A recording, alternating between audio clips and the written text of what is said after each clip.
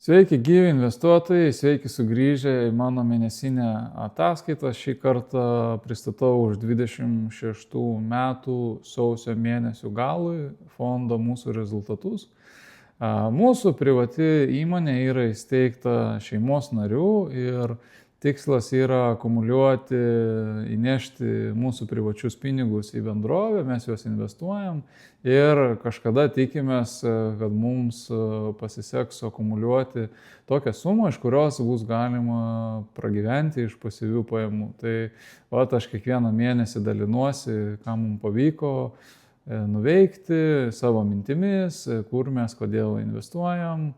Ir bendrai dalinamės tą kelionę investavimo, tai malonu, kad žiūrite. Turim vasario 1 dieną, pristatysiu sausio rezultatus, pokyčius portfelyje ir porą savo tokių įžvalgų, kas man užkliuvo, už ko akis sausio mėnesį. Tai mūsų investavimo kryptis yra 3, kiekvieną mėnesį trumpai primenu: gynyba ir kosmosas, finansų technologijos ir blockchain ir technologijos. Ir keletą kompanijų, kur mes investuojam. Šiai dienai turim 25 kompanijas savo portfelyje ir aktualios temos po kiekviena kryptimi. Nusprendžiau investuoti tas kryptis ten tik tai, kur man patinka, kur man negaila laiko domėtis ir tikiuosi kažkaip, kad pavyksta savo hobį monetizuoti ir investuoti, ieškoti galimybių investuoti ten tik tai, kur man patinka. Aš domiuosi pačiomis kompanijomis, fundamentalais pačių kompanijų, nelabai domiuosi makro, labai mažai politika. Tai šiai dienai mūsų top 10 pozicijų, nuo kurių viso portfelio jos sudaro 75%. Tai Alphabet, didžiausia mūsų pozicija, 18%, ASML 10%, Amazon 8%, Bitcoinas, vienas iš 2 mūsų kriptovaliutų, Bitcoinas ir Ethereum 8%, Rolls-Royce 8%, Duolingo. Agresyviai pradėjom supirkinėti, buvom atsidarę 8% nuo viso portfelio, bet pasitraukė Duolingo ir toliau akcijos kaina krenta, bet planuojam toliau pirkti Duolingo ir toliau. Ir Europos kompanijos gynybos, SIS ir Indra sistemas ir Booz Allen 10 pagal dydį mūsų pozicija. Per sausio mėnesį alokavom sąlyginai nedidelę irgi sumą, lyginant su kitais mėnesiais, 18 000 eurų. Sausio mėnesis bendrai indeksas užsidarė pliuse, man atrodo 1%, kažkas tai tokio pliuse. Mūsų portfelis tuo tarpu 5,4% augo per sausio mėnesį. Iš viso nuo investavimo pradžios, nuo birželio mėnesio 25 metų, kada pradėjome investuoti, turim 10,4% grąžą. Ir iš viso alokuota suma šiai dienai yra 322 000 eurų. Sausio mėnesio didžiausi laimėtojai ir pralaimėtojai mūsų portfelio. Viena mažiausių pozicijų mes atsidarėm, ten 0,5, man atrodo, procento buvo Europos kosmoso kompanija OHB. Beveik patrigubėjęs buvo vienu metu sausio mėnesį, bet sąlyginai vis tiek maža dalis mūsų portfelio.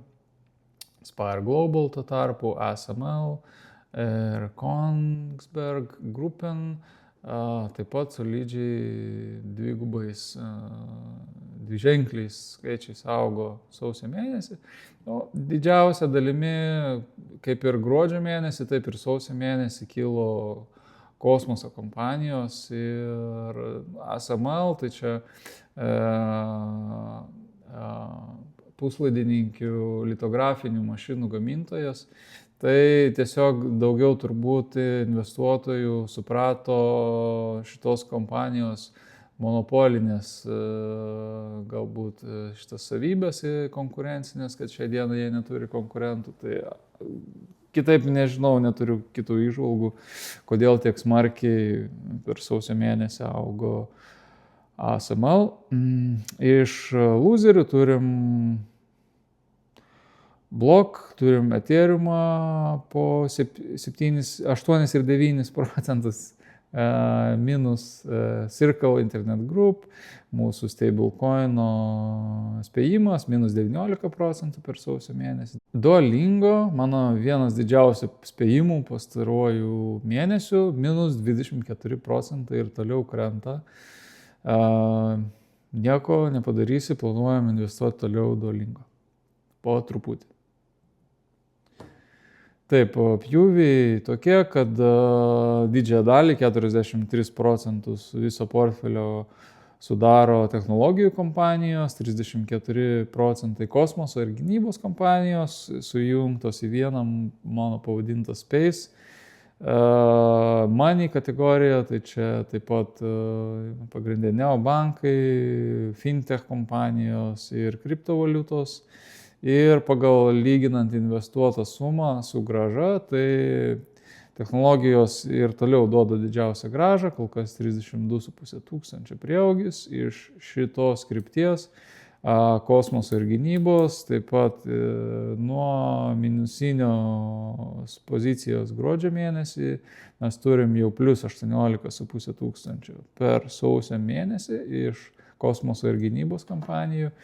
Na ir mūsų money segmentas toliau praranda pinigus iš 90 tūkstančių investuotos sumos. Į šią kategoriją mes turim minus 6,5 tūkstančio eurų. Ir tolimesni pjūviai, viso portfelio aš skaičiuoju, kad 87% yra investuota į kompanijas, kuriančios vertę, su stipriu konkurenciniu pranašumu, angliškai moat, sunkiai veikiami konkurenciniai pranašumai, kaip Google su paieška, su YouTube, kaip Rolls-Royce'as su variklių gaminimu ir taip pat reaktorių gaminimu, kas labai tobulėja sparčiai ir užaugs turbūt vieną pagrindinių dalių Rolls-Royce kompanijai, kaip ASML, kurie gamina litografinės mašinas, kurios gamina čipus visam pasauliui, iš kurių uždirba milijardus Nvidia, TSMC ir kitos čipų pardavėjos. Tai 87% mūsų portfelio. 13% portfelio aš identifikuoju kaip spekuliacinės investicijas, tarp jų ir vieną kriptovaliutą. Ethereumą aš dedu kaip spekuliatyvią investiciją, Bitcoin aš dedu kaip nespekuliatyvią investiciją. Aš manau, kad Bitcoinas yra aukso atitikmuo, tiesiog užtruks laiko, kol daugiau investuotojų manys, kad tai yra, nes tai yra iš tikrųjų yra atitikmuo. Auksui tiesiog reikia, kad daugiau investuotojų su šituo naratyvu sutiktų. Ir taip pat keletą kompanijų, kurios negeneruoja pelno, sparčiai augančios kompanijos, deginančios vis dar pinigus.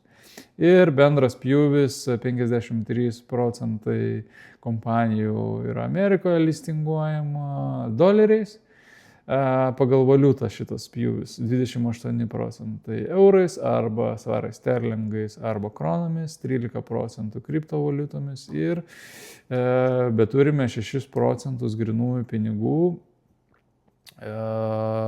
Tačiau grinųjų pinigų mūsų įmonėje didės metų bėgyje, mes reguliariai kas kažkiek tai laiko visi įnešam kažkokią tai sumą. Tiesiog dabar yra tokia dalis procentaliai.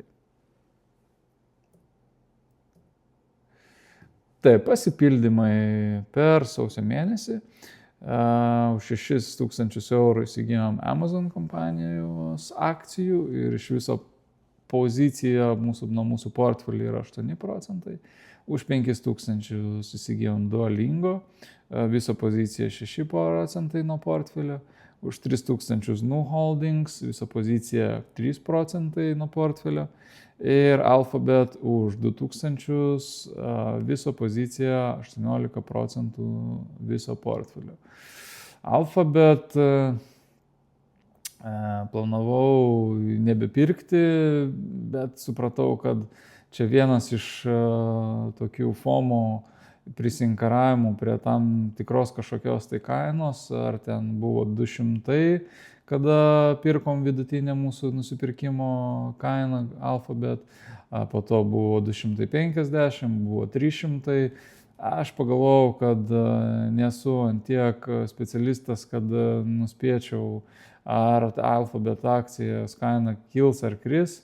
Aš manau, ką labiau aš galiu suprasti, tai yra ta konkurencinė pranašumą ir dominavimą. Tai po šiek tiek Alphabet toliau supirkinėjom, ne tiek agresyviai, bet kiekvieną mėnesį po šiek tiek planuoju nupirkti. Ir 100 poziciją Redwire Corporation, tikeris RDW, jis te užėmė 1% nuo mūsų portfelio, nusprendžiau išimti šią poziciją visiškai, pasikeitė šiek tiek požiūris, pati kompanija fundamentaliai nepasikeitė, tiesiog pasikeitė mano požiūris, po didesnės analizės supratau, kad šita kompanija netenkina mūsų ilgalaikių mūsų požiūrio, ilgalaikį investiciją. Taip pat keletą papildymų buvo gynybos ir kosmoso kompanijų, General Dynamics už 2000, viso pozicija 1% šios kompanijos, bet viena iš tų kompanijų, kurią šiuo metu dasipirkinėjom, šiek tiek, bet dasipirkinėjom, Booz Allen Hamilton už 2000, viso pozicija 4%. Ir SES, Europos satelitų gamintoja ir ryšio tiekėja, viso 4% nuo mūsų portfelio. Beveik nusipirkau Mastercard sausio mėnesį. Mastercardą aš identifikuoju kaip šiai dienai apie 20% nuolaidą nuo tikrosios kompanijos vertės. Akcija kompanija per paskutinius 10 metų bendrai davė apie 500% grąžos investuotojams ir aš manau, kad konkurencinis pranašumas, tas vienas iš nedaugelio pasaulio duopolių, Mastercard ir Visa, beveik neįveikiamas konkurencinis pranašumas. Ir taip pat kita priežastis tokia, kad iš mūsų pinigų šitos kategorijos aš sunkiai randu ką įsigyti, naujų pozicijų. Dabar kaip ir kriptovaliutos šiek tiek yra patrauklesnės, bitkoinas žemiau $80,000. Planavau pirkti, kada bus apie 75, jeigu bus, tai dabar sudvėjojau.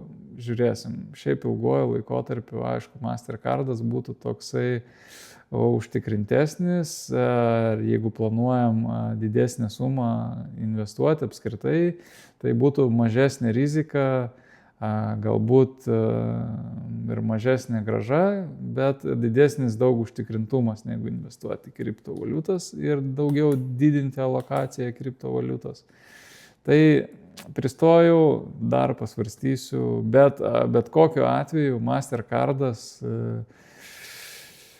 arba Visa, čia labai panašios kompanijos, bet aš nusprendžiau apsistotis Mastercardu ir daugiau pasidomėti šitą kompaniją. Tai matysim, galbūt artimiausiu metu papildys mūsų portfelį. Ir pamiršau pasakyti, kad šitie pasipildymai, tai čia ne naujos atidarytos pozicijos, o tiesiog pasipildymai prie dabartinių. Tai nebuvo nei vienos naujos nusipirktos akcijos, o pasipildymai prie dabartinių pozicijų. Kodėl aš pasipildau būtent tomis akcijomis, tų įmonių akcijom, tai todėl, kad arba kažkokia tai korekcija buvo tą mėnesį, arba aš manau, kad lyginant su kitom kompanijom, mano watchliste jos yra labiausiai nuvertintos, lyginant su savo tikrąja verte, tai dėl to agresyviau ar mažiau agresyviai priklausomai nuo to dasipirkinėjau akcijas. Ir viena iš paskutinių temų, tai kadangi prasidėjo ketvirčio ataskaitų laikotarpis, tai mes žiūrim, bet aš nepristatinėsiu dabar kažkokių tai mūsų bendrai ataskaitų šitų ketvirčių, bet tam tikra tiesiog tokia žinutė, tam tikra tokia nuojauta ir tam tikra tokia nuotaika, ne nuojauta gal, ką aš taip įdėmiau stebėjau, tai, kadangi S&P 500 šiai dienai 50, netoli 50% viso indekso sudaro technologijų kompanijos, technologijų kompanijos, kom yra vedamas šiai dienai, tai dirbtinio intelekto, visas bumas, visos išpūstos kainos ir taip toliau. Tai dėl to du, mano manimu, svarbus yra veikėjai, tai vieni iš jų SML. Mūsų yra portfelyje šita kompanija, tai jie gamina, kaip ir minėjau, mašinas, kurios gamina čipus. Čipus gamina beveik visam pasauliui, TSMC, taivaniečių kompanija, Taiwan Semiconductors. Ir abidvi šiaip šios kompanijos, tiek vadovai, tiek šiaip kultūriškai abidvi kompanijos, jos yra labai konservatyvios ir labai negarsėja kažkokiais tai pažadais ir visada labai atsargiai šneka apie ateitį ir atsargiai šneka apie investicijas ir apie finansus ir tuo labiau apie kažkokį tai dirbtinį intelektą, kas yra, sunkiai tokie dar apčiuopiami dalykai. Ir žinant visą šitą investuotojų baimės ir 100 milijardų investicijų, kurias bus, daug reikalų, aišku, atpirkti, bet kadangi yra tikimasi, kad sukurs kažkokios kompanijos tą generalinį dirbtinį intelektą, ar kaip jisai lietuviškai, Artificial General Intelligence. Tai nuotaikos yra tokios, kad kaip pavyzdys, ką sako SML CEO per ketvirčio ataskaitą, tai kad pastarieji 3 mėnesiai suteikia daug aiškumo. Jisai sakė interviu ir savo šitam ketvirčio ataskaitai, kad mūsų klientai pradėjo tikėti, kad ši dirbtinio intelekto paklausa yra tvari, todėl jie imasi plėsti gamybos pajėgumus ir tai daro labai agresyviai. Ir TSMC vadovas, iš pirmo žvilgsnio ta antraštė netrodo kaip tvirta pozicija, tačiau jie pranešė, kad jie investuos 56 milijardus į CapEx, į kapitalo išlaidas, siekdami patenkinti, kokia yra didžiulė paklausa. Tai todėl jo tas nerimas vadovo yra iš to, kad norint patenkinti didžiulę paklausą. Tai jisai sako, kad tai yra sveikas skepticizmas, tačiau per pastaruosius kelis mėnesius jis atliko išsamų patikrinimą, jisai pabendravo su savo klientais, siekdamas suprasti, ar ilgalaikė paklausa tam dirbtiniam intelektui iš tikrųjų egzistuoja, ir jis padarė išvadą, kad taip, ir jis tą pristatė ketvirčio ataskaitoje. Tai gan aiškiai parodo, jog dirbtinio intelekto paklausa išliks, o kol generatyviojo dirbtinio intelekto galimybės nebus visiškai išnaudotas, sako TSMC vadovas. Tai, aišku, nieks galbūt taip užmerkus akių, kaip pasakyti, investuotojai neužmerks akis į tas visas rizikas, bet, man kažkokį tokį davė pasitikėjimą ir reiškia, kad artimiausiu metu tikrai, galbūt, sakykime, šiais metais, tai tos investicijos dar turėtų vis dar vykti ir labai tolimai ateitį yra dar numatytos investicijos ir dirbtinį intelektą.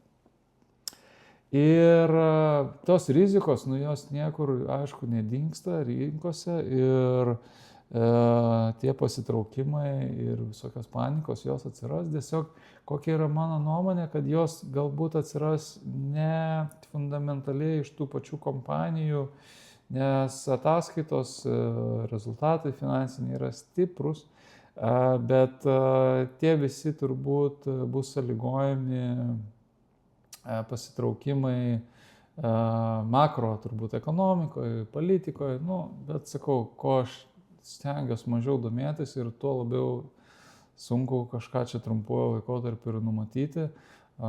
Todėl mūsų tikslas yra labiau domėtis fundamentaliai ir ten, kur mes investuojam, ar tai yra tvarus verslas, ar tai turi konkurencinį didelį pranašumą ir taip toliau, lyginant su konkurentais. Ir paskutinė skaidrė, paskutinis toksai, kas užkliuvo man už akis, tai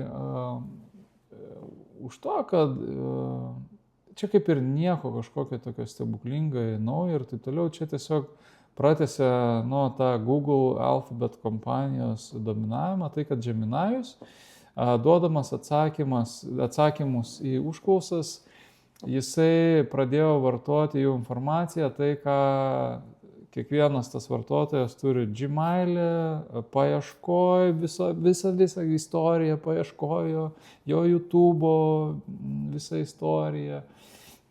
Ten kas dar, ta visa vertikali integracija, ką Google'as turi, kokius konkurencinius pranašumus, man tai atrodo, čia yra milžiniški ir neveikiami pranašumai, netgi tokiai kompanijai kaip OpenAI, ChatGPT ar Microsoft ar dar kažkurie kiti žaidėjai.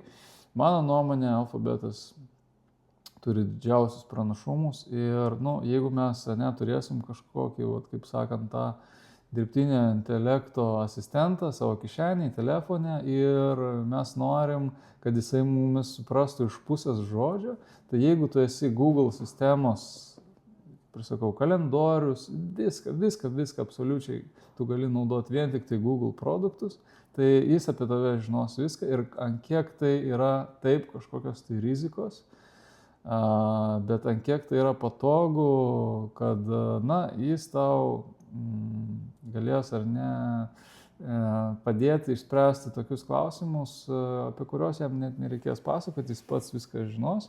Ir ant kiek tai yra tikslas galimybė monetizuoti, reklamą ir visą kitą. Ką turi galbūt ir Meta, galbūt turi ir Microsoft'as, bet šiek tiek, manau, mažesnis yra tos vertikalios integracijos ir mažesniai konkurenciniai pranašumai. Todėl mes toliau statysim ant Google ir ant Alphabeto ir po biškį dasipirkinėsim tol, kol konkurencinį pranašumą tokį tvirtą, koks jis yra šiandien, mes ir toliau matysime. Tai ką, tiek šiai dienai, ačiū, kad žiūrit, ačiū, kad klausot ir susimatysim kitą mėnesį. Iki.